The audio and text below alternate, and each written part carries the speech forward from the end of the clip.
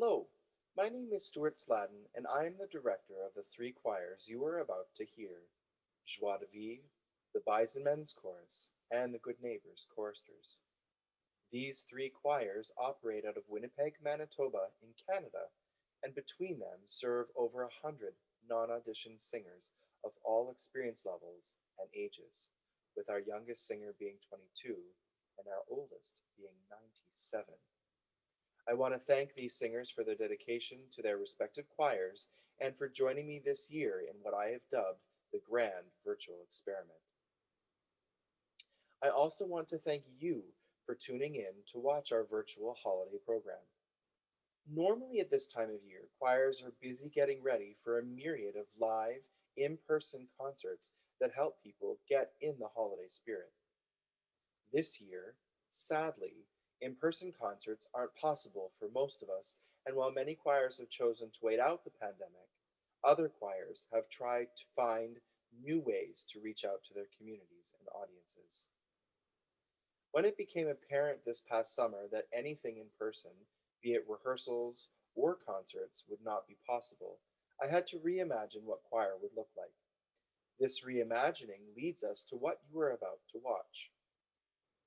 One of my all-time favorite Christmas stories is Charles Dickens's A Christmas Carol, and I thought that a choral program surrounding the retelling of this story would make for an interesting virtual concert program. Little did I know then what I know now in terms of just how much work is involved in putting a project like this together. There is a reason you see hundreds of names in TV and movie credits. What you are about to see would not have been possible without the tremendous support of my two apprentices, Elizabeth Sadler and Nick Stroud. Words are not enough to express my thanks and gratitude for all they have done to make this program possible. During the program, the choirs will share their music in between each of the story's 6 stanzas. Also, one of the main highlights for me when attending choral holiday programs is the opportunity to join with the choir in singing some favorite carols. And so, we have included 2 of those as well. Our program both begins and ends with a chance for you to join your voices with ours. And don't worry, the video is even complete with all of the words. Before we begin, I would like to say that not only has the pandemic forced us to reimagine choir in different ways, but it has also had a negative impact on our communities, including our budgets. Each of these choirs, like so many others, rely on our concerts to raise funds so that our programming can continue. Without our concert revenue this year, we are all feeling the strain of making ends meet. To that end, we are asking you to consider making a small, non-tax receivable donation to the choirs if you're in a position to do so. The easiest way to send a donation is through e-transfer, which can be done through joie.choir@gmail.com. But we will happily accept donations in whatever way is most comfortable and convenient for you. Please contact us through the same email address, and we will be happy to provide you with more information to make your donation possible.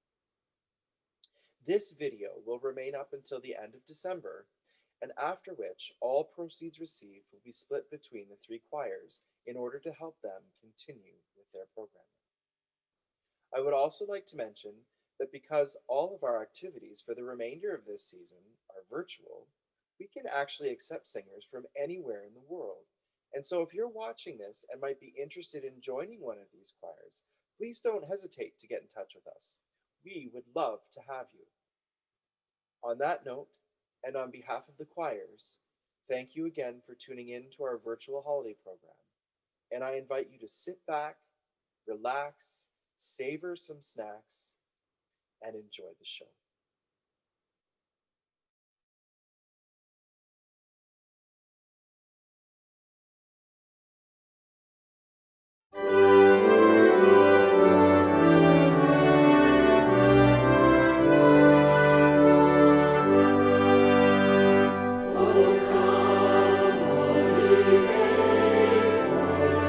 Joyful and triumphant, O come ye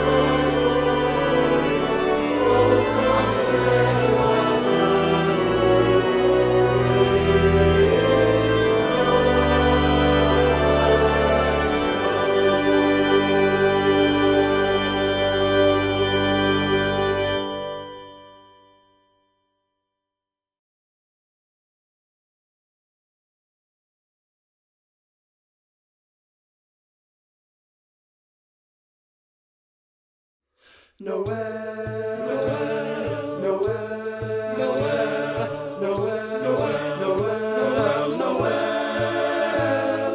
Masters in this hall, hear ye all the news today, brought from oversea, and ever you I pray. Noel, Noel, Noel, Noel, sing we clear, open our all folk on earth, born the Son of God so dear. Noel, Noel, Noel, Noel, sing we loud, God today hath poor folk raised up, and cast down the proud. Noel, Noel, Noel, Noel, Noel, Noel, Noel, Noel. This is Christ the Lord, masters be glad. Christmas is coming, and no folk should be sad. Noel, Noel, Noel, Noel, sing we clear, open our all folk on earth, born the Son of God so dear. Noel, Noel, Noel, Noel, Noel, sing we loud, God today hath poor folk raised up, and cast it down the cast it down the cast it down the cast it down the cast down the proud, cast down the proud.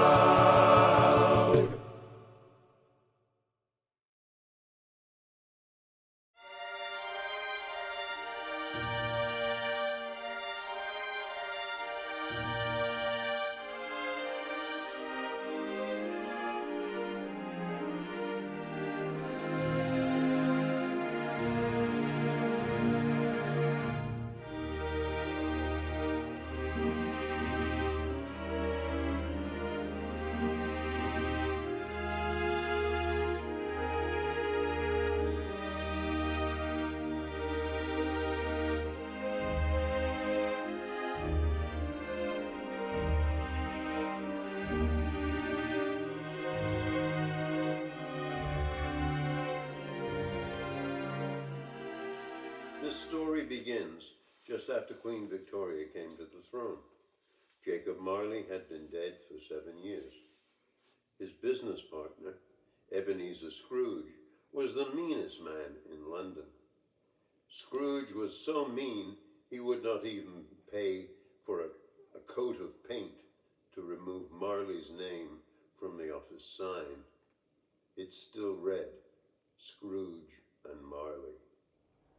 It was a cold, foggy Christmas Eve, and a small boy with a bright red nose bent down to the keyhole to sing a carol. Scrooge rushed out with a long wooden ruler to take a crack at the boy's head, but he had scurried off. Scrooge hated Christmas and everything to do with it. He was a mean, close-fisted old miser who never did a kind action or gave a penny away. He looked as if the cold had got right inside him. His thin lips were blue. His nose looked shriveled and nipped.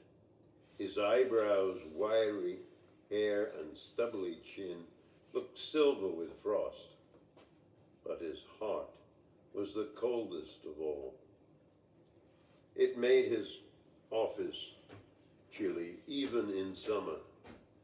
At Christmas, the temperature was freezing. He only had one tiny fire and kept the coal bucket by his desk. His clerk could not fetch a fresh piece of coal without asking. His clerk's name was Bob Cratchit. He sat perched on a high stool in the outer office, writing in a huge account book. He wore mittens, but his fingers were so cold he could hardly hold his quill pen. The ink was freezing in his inkwell. He wore a long scarf he called his comforter, wrapped 3 times around his neck for warmth. His wife had knitted it, for Bob could not afford an overcoat. Scrooge only paid him 15 shillings a week. Even Scrooge's name sounded mean. Ebenezer. People were going past in the foggy London streets, coughing and wheezing. The air was smoky, so it was dark, even though it was only 3 o'clock in the afternoon. Scrooge could hardly see the houses opposite, and candles were lit in all the city offices. Bob Cratchit tried to warm his hands at his candle flame with little success. Although it was so dark and foggy, everyone was cheerful. Tomorrow was Christmas Day, and the shops were full of Christmas good cheer and blazing with lights. There were turkeys and geese, piles of oranges and apples, nuts, cakes and sweets, but not everybody had the money to buy them. Suddenly Scrooge's office door opened, and a cheery voice cried, "Merry Christmas, Uncle!" It was Scrooge's nephew, Fred. He was glowing red in the face from walking quickly.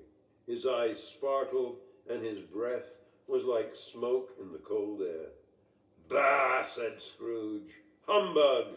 What reason have you to be merry? You're poor enough." His nephew laughed. "What reason have you to be miserable? You're rich enough."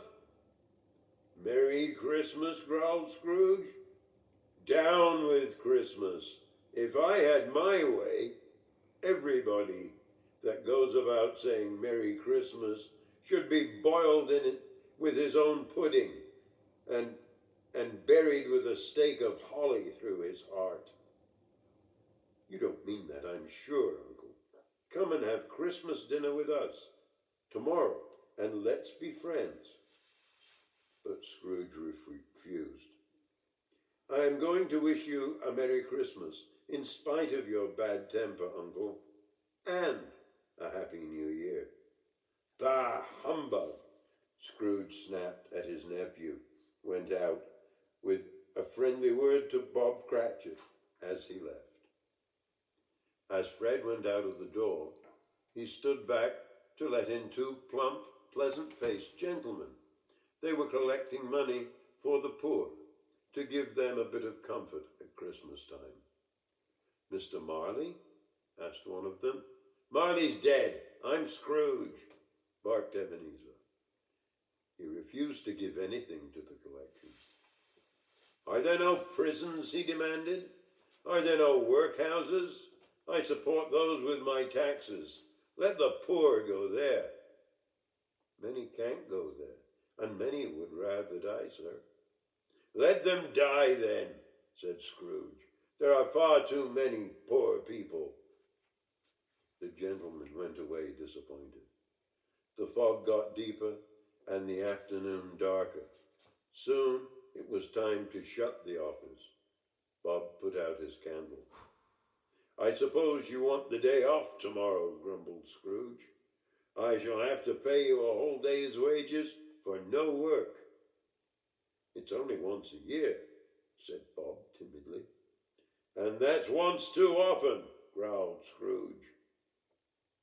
But he had to let the clerk go. Scrooge ate a lonely supper in a miserable inn and read the financial papers.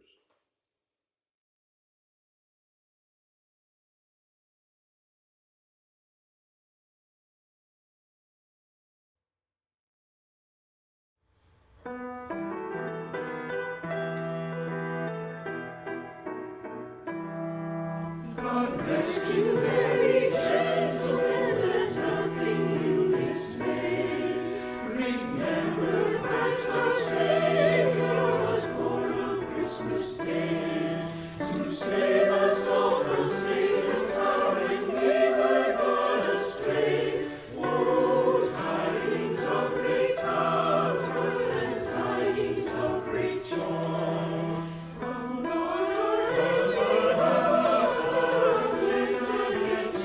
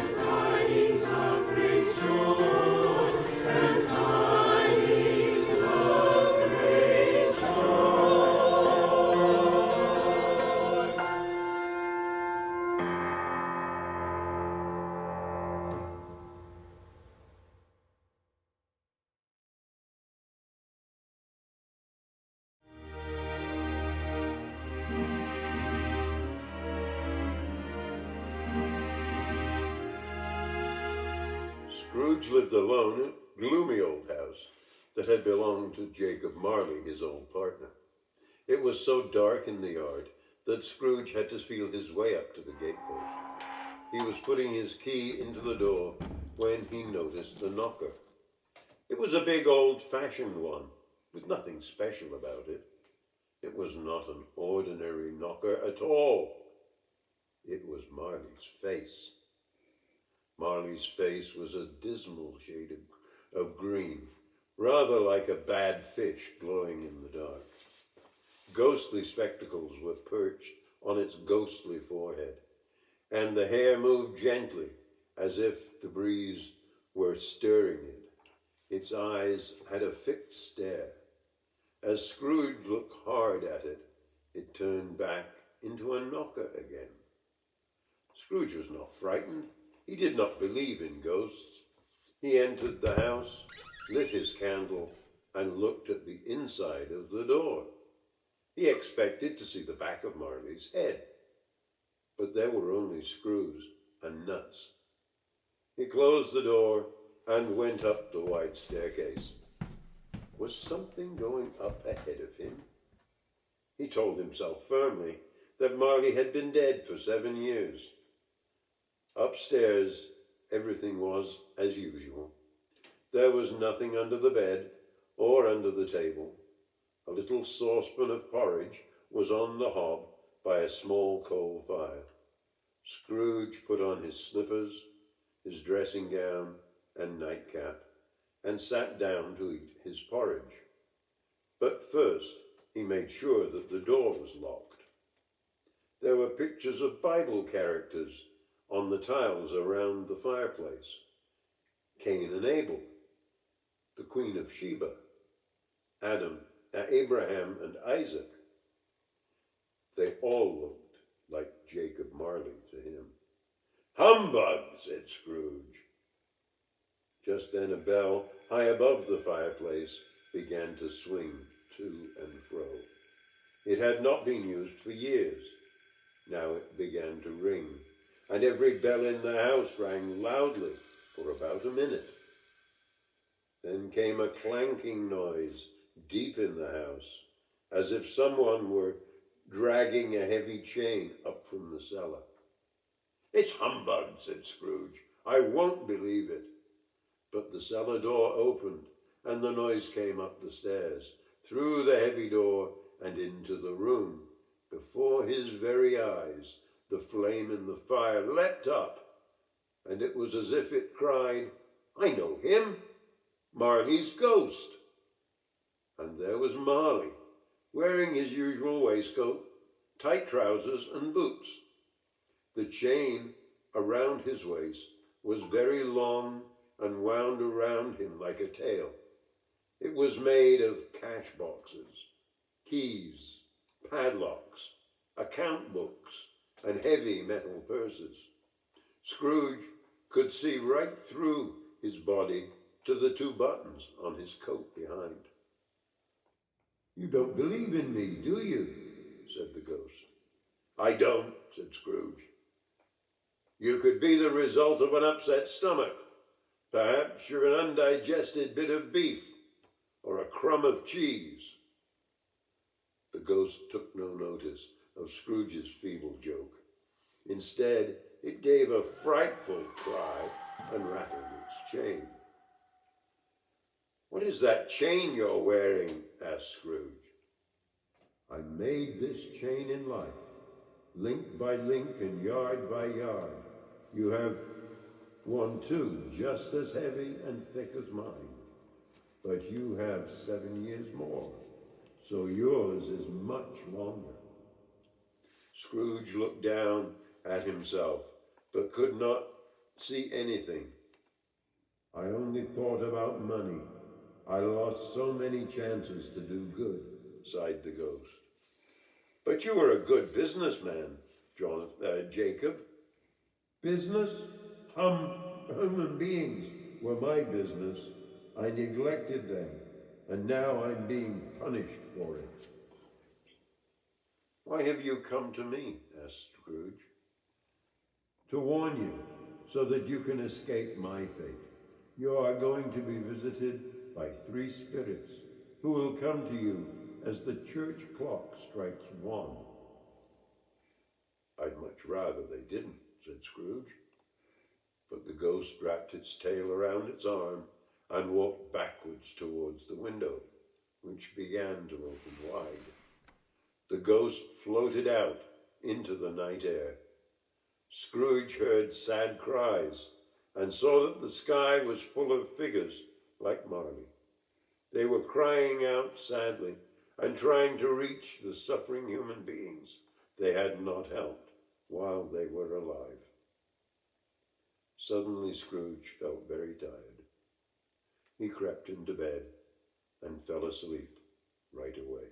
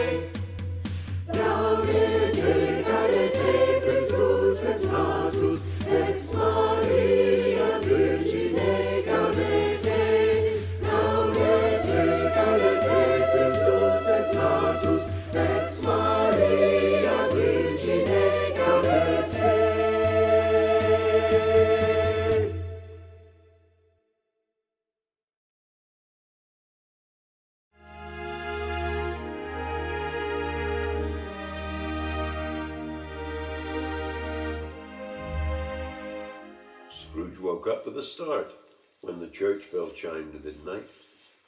Was it a dream, or was a spirit really going to appear to him at 1 o'clock? He lay awake listening until at last the bell boomed out 1. The lights all flashed up in his room, and the curtains on his 4-poster bed were drawn. There stood a strange small figure, with a smooth face like a child, but with long white hair like an old man. It wore a white tunic and held a branch of holly in its hand. A bright clear light shone from the top of its head.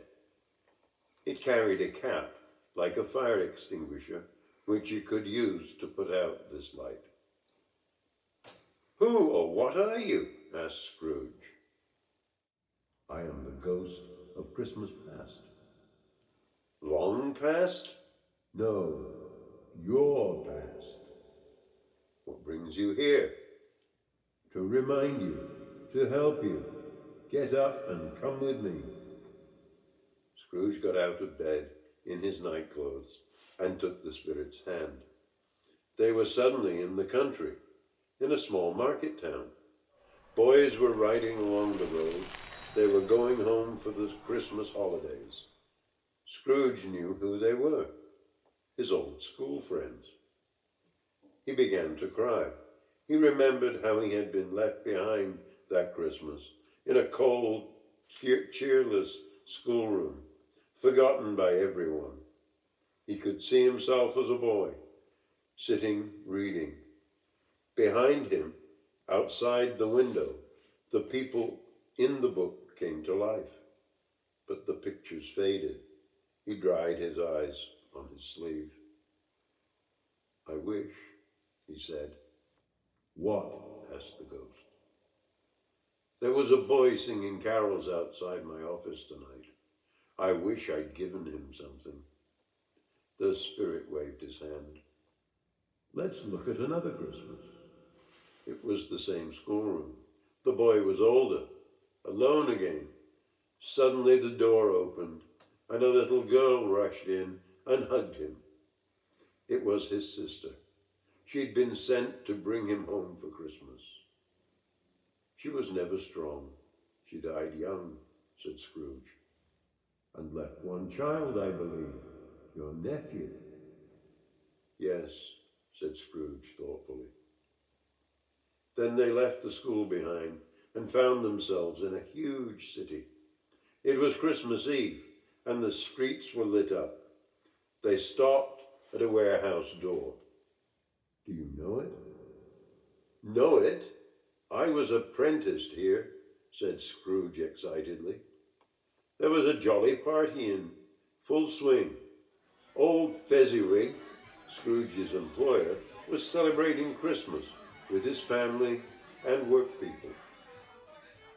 There was a splendid supper, a great piece of cold roast, a great piece of cold boiled ham, mince pies, cake, and beer. Best of all, there was a fiddler who played for country dancing. Mr. and Mrs. Fezziwig were the top couple in Sir Roger de Coverley. Old Fezziwig seemed to be everywhere at once, twinkling with his legs, and Mrs. Fezziwig kept up with him. Scrooge was delighted. He enjoyed it all as much as he had all those years ago. At the end, he looked up at the spirit. "Anything the matter?" "No," said Scrooge. "I just wish I could say a word to my clerk, that's all." The next picture was not so cheerful. Scrooge was older and looked meaner. He was talking with his sweetheart. She told him he cared more about his money than about her, and gave him back his engagement ring. Scrooge was upset. Next, he saw his sweetheart happily married to someone else, while he sat alone in his office with only a candle for company. "Take me away," he cried out, and struggled with the spirit. He tried to press down the cap on the light of memory that shone from its head. Suddenly, he was in his own bedroom.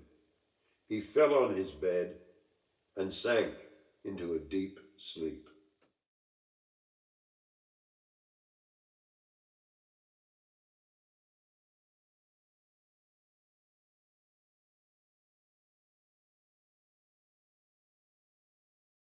The holy and the ivy, when they are both full grown, of all the trees that are in the wood, the holly bears the crown. The rising of the sun and the running of the deer, the playing of the merry organ, sweet singing in the choir.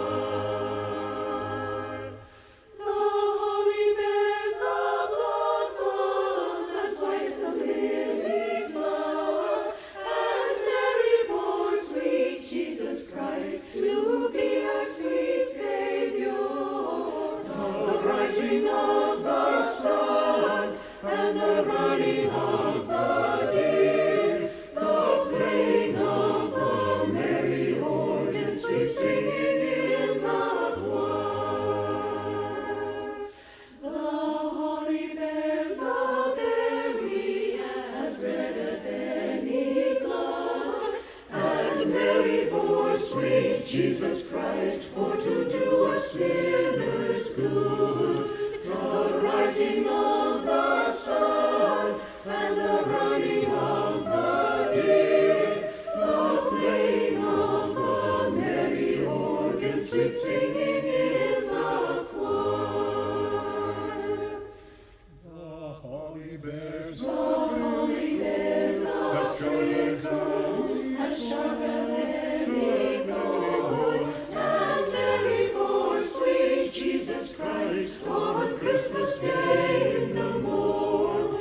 The rising of the sun and the running of the deer, the playing of the merry organ, sweet singing in the choir. The holly bears a bark as bitter as any gold, and Mary bore sweet Jesus Christ for to redeem us all. The rising of the sun and the running of the deer, the playing of the merry organ, sweet singing in the choir.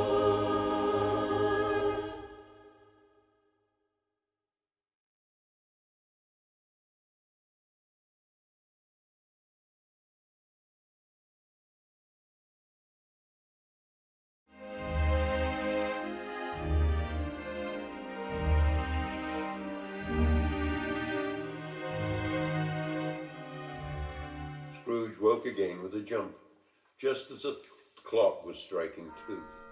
A blaze of light seemed to be coming from the room next door. He heard a voice calling him. "Come in, Scrooge." He put on his slippers and shuffled to the door.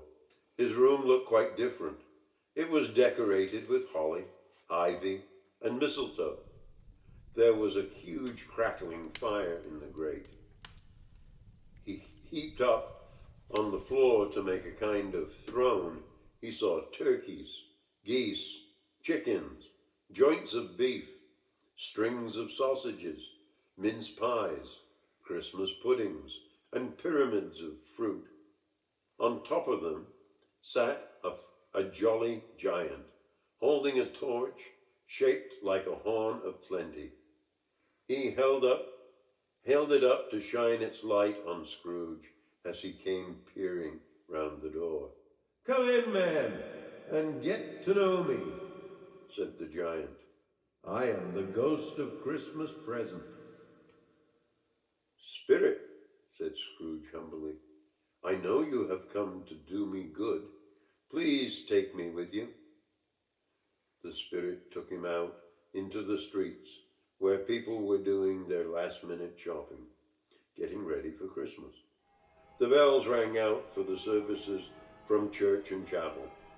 Poor people who could not afford the fuel to cook at home were carrying their dinners to the bakers' shops. The Spirit stood in a doorway and sprinkled a few drops from his torch in blessing on these poor folks' dinners. They came to a very small house. It belonged to Bob Cratchit, Scrooge's clerk. He only earned 15 shillings a week, yet the ghost of Christmas present gave his house a special meaning. The Cratchits were all dressed up in honor of Christmas. Mrs. Cratchit and her daughters had shabby dresses, but they had decked them up with gay ribbons. Young Peter was wearing his father's starched wing collar, a lot too big for him, and getting the corners in his mouth. He was sticking a fork into a bubbling saucepan of potatoes, while one of the girls was laying the table.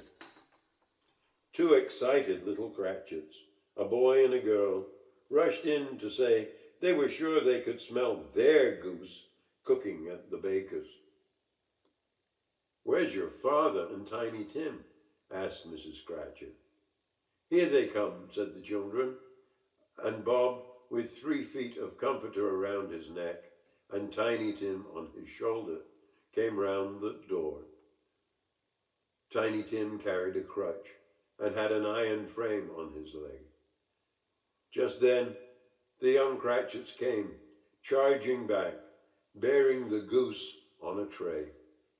Mrs. Cratchit hotted up the gravy. Young Peter mashed the potatoes. The girls dished up the applesauce and put out the hot plates. Everyone sat round the table, and Bob said grace.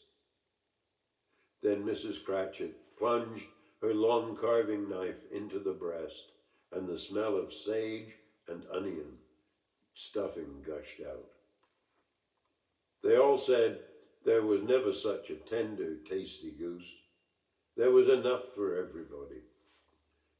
The 2 young Cratchits, who were steeped in sage and onion to the eyebrows, could have eaten any more anyway. Next, it was the turn of the Christmas pudding, which had been boiling away in the kitchen copper. The room smelled like a wash day and baking day combined. Mrs. Cratchit carried in the pudding, blazing with brandy, with a sprig of holly on top. It looked like a speckled football. No one even dared to hint that it was a rather small pudding for such a big family. Then they all sat around the fire, eating roast chestnuts and drinking Christmas toasts. Bob raised his glass, a custard cup without a handle. "A Merry Christmas to us all, my dear. God bless us." And Tiny Tim added, "God bless us, everyone." He sat close to his father, who held his thin little hand. "Spirit," whispered Scrooge, "tell me if Tiny Tim will live." "I see an empty chair," said the Spirit, "and beside it a little crutch. If these shadows do not change, Tiny Tim will not see another Christmas." "But why should you care? Let him die. There are too many poor people." Scrooge heard his own words and was silent with shame. Suddenly Scrooge heard a jolly laugh. It was Fred, his nephew. They were having a Christmas party. After a hilarious game of blind man's buff, they were playing a guessing game, yes or no. Fred had to think of something you could only answer yes or no to.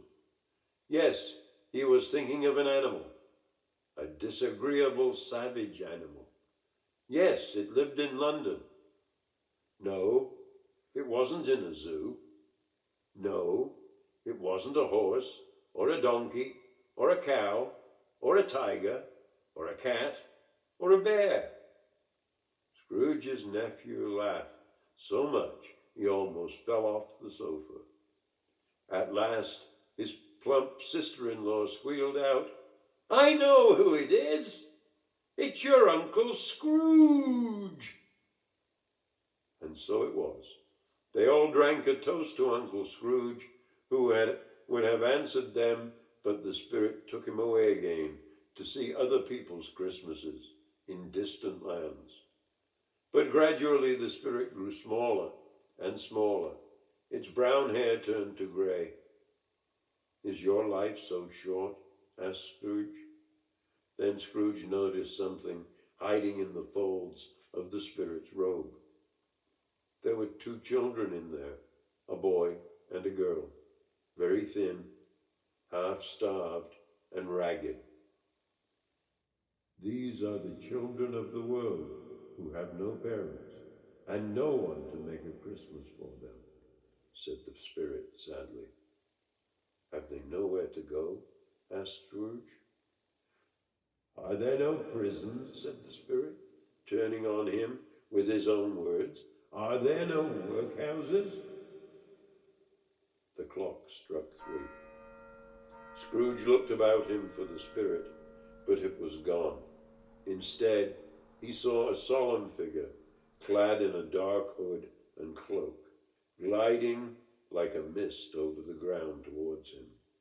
It was the last of the spirits.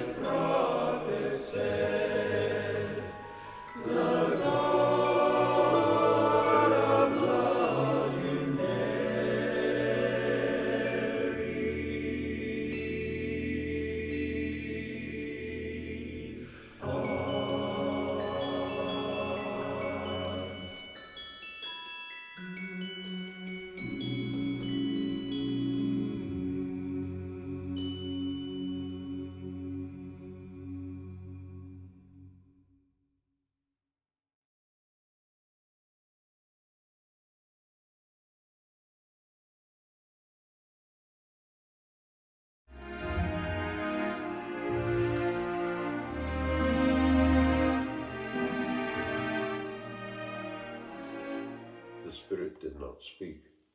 All Scrooge could see of it in the gloom was one outstretched hand, pointing from its black garments. Scrooge was filled with fear. "Are you the spirit of the future?" he asked, trembling. "Are you going to show me things that are going to happen in the years to come?"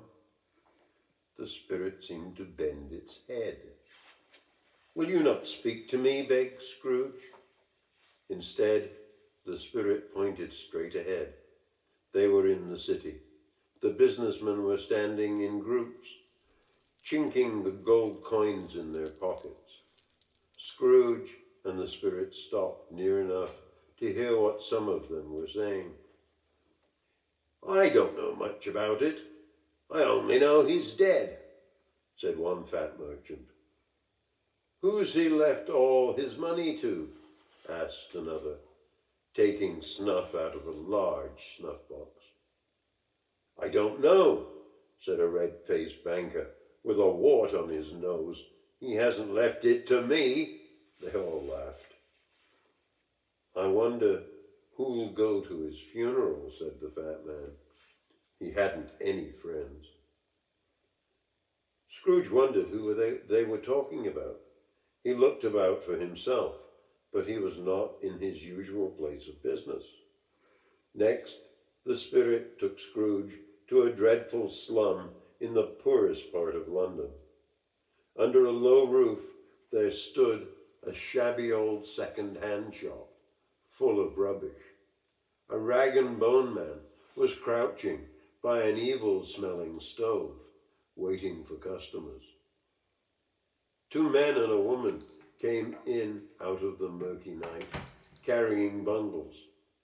They had some bedding, clothes, and old curtains for sale. "Where'd you get these, then?"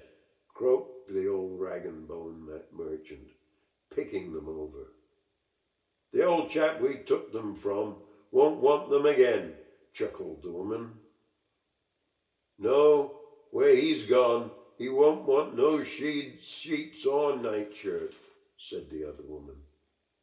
"If he hadn't been such a wicked old screw, he might have had somebody to look after him when he was dying," said the man, throwing down a pair of cufflinks. "It serves him right." Scrooge watched while a few coins changed hands. "Spirited," he said, "doesn't anyone feel sorry for this man's death? Show me someone with some feeling about it."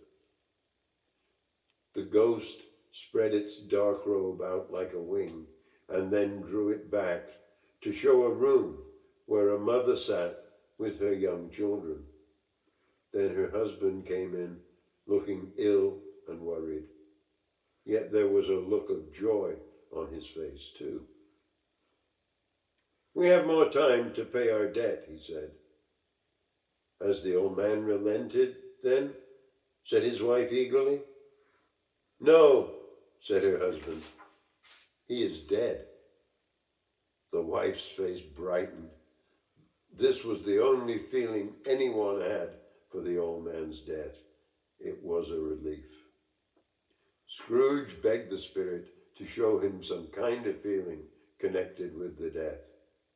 For an answer, the spirit took him to Bob Cratchit's house. The little Cratchits were quiet. Their mother was sewing. "Is your father coming?" she said. "He's late." "I think he walks slower in the evenings than he did with Tiny Tim, and he was so light to carry," said their mother. Just then Bob came in, wearing his comforter, and his family hurried to get his tea. He had been to the cemetery. "It's such a lovely place," said Bob. "I promised Tiny Tim we'd go there every Sunday." Bob had met Scrooge's nephew in the street. Fred had told him how sorry he was and asked what he could do to help. "We must never forget Tiny Tim," said Bob to his family. "We must never quarrel with each other, for he was so patient and good." They all hugged and kissed each other and made the promise. "I am very happy," said Bob, looking round at his wife and children. Scrooge said anxiously to the spirit, "Show me myself, as I shall be in the years to come." The spirit took him to his office, but another man sat at his desk. Scrooge began to feel a sense of dread. The tall black figure led him on, still pointing to an iron gateway. It led to a neglected churchyard, where the grass and nettles had grown high. The spirit stood among the graves, its long finger pointing to one. Scrooge said, "Tell me, spirit, are these the things that will happen, or are they the things that may happen? Can they not be changed?" But the spirit still pointed at the grave without speaking. On the stone, Scrooge read his own name, Ebenezer Scrooge. "No, no," he cried, clutching the spirit's robe. "I am not that man. I will not be that man. Isn't there any hope for me? Can I change what you have shown me?" The spirit's hands trembled.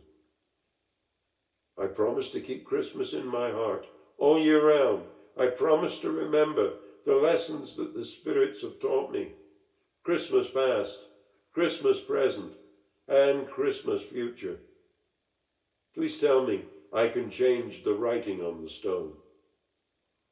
As he begged the spirit, he saw an alteration in its hood and dress. It shrank, collapsing, and changed into a bedpost.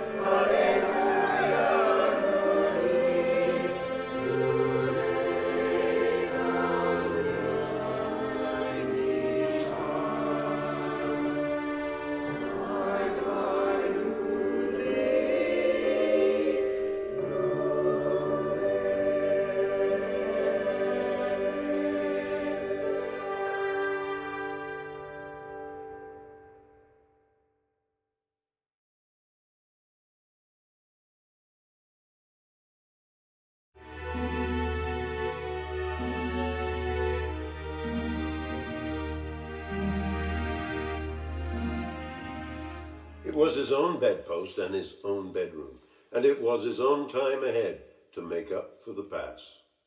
He scrambled out of bed, clutched the bed curtains. They had not been torn down and sold.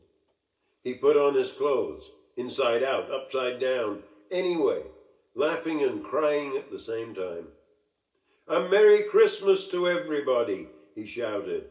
"A Happy New Year to the whole world." Then he heard the church bells ringing. Clash, clash, hammer, ding-dong bell. The fog had cleared away. It was golden sunlight and fresh morning air. He opened the window. "What day is it?" he called out to the young boy in the street below. "What day? Why, it's Christmas Day." He had not lost any time after all. The spirits had shown him all their wonders in one night, and it was still Christmas morning. Scrooge took out some money. "Go down to the butcher's in the next street," he said, "and bring back the biggest turkey in the shop. Yes, that's right. The prize turkey. Get the man to come back with you so I can tell him where to take it, and I'll give you ½ crown." The boy ran off down the street. ½ crown was a lot of money in those days. "I'll send it to Bob Cratchit," he chuckled. "He won't know where it came from. It's twice the size of Tiny Tim." After he had sent the man off with the turkey, he had a good look at the door knocker. "What an honest expression it has. It's a wonderful knocker," he said. After he had shaved and dressed in his best suit, Scrooge went out. He smiled at all the people he met and wished them Merry Christmas, and they returned the greeting. Then he spotted the plump gentleman who had been collecting for the poor. He went up and whispered in his ear. The plump gentleman looked amazed and delighted. "A great many back payments are included in that," Scrooge said. Next, he marched boldly up to his nephew's front door and rang the bell. "It's your Uncle Scrooge. I've come to dinner. Will you let me in, Fred?" Of course he would. He nearly shook his hand off. They had the most wonderful party, and Scrooge joined in it all. Games, dancing, and singing carols. Next morning, though, he was up early. He wanted to catch Bob Cratchit coming in late to the office. Sure enough, poor Bob tried to sneak in unannounced, quarter of an hour after his usual start time. He got rid of his hat and comforter and jumped on his stool, writing away as if his life depended on it. Scrooge growled at him, pretending to be his old, horrible self. "What do you mean by coming in at this time of day?" he snapped. "I'm very sorry," said Bob meekly. "It's only once a year." "I'm not going to stand for this sort of thing any longer," Scrooge said, giving Bob a dig in the waistcoat, and therefore giving him another dig that pushed him right back into the outer office. "Therefore, I'm about to raise your wages." Bob thought Scrooge had gone mad. "A Merry Christmas, Bob," said Scrooge. "A Merry Christmas than I have given you in many a year, my poor fellow. Make up the fire. Let's have a real blaze, and fetch another bucket of coal. I'll look after your family and help Tiny Tim. And we'll brew up a hot toddy this afternoon to celebrate." Scrooge was better than his word. He did it all, and more. And to Tiny Tim, who did not die, he was a second father. He became as good a friend, as good a master, and as good a man as the good old city of London knew, or any other city in the good old world. He saw no more spirits, but it was said of him that he knew how to keep Christmas as well as any other man alive.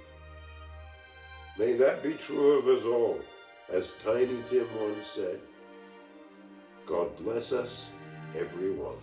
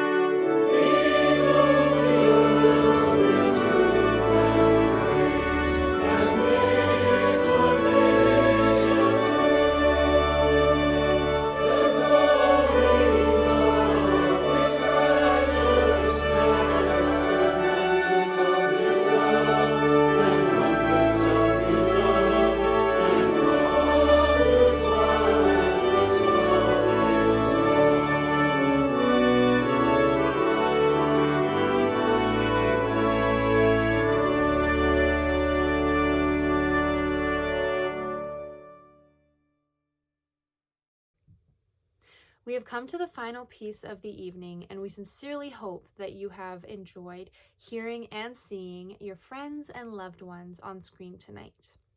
Tonight's project is the first of its kind for everyone involved and would not have happened without our fearless leader, Dr. Stuart Sladden. Stuart has put in countless hours to make tonight's project a meaningful piece of art for all of us to enjoy.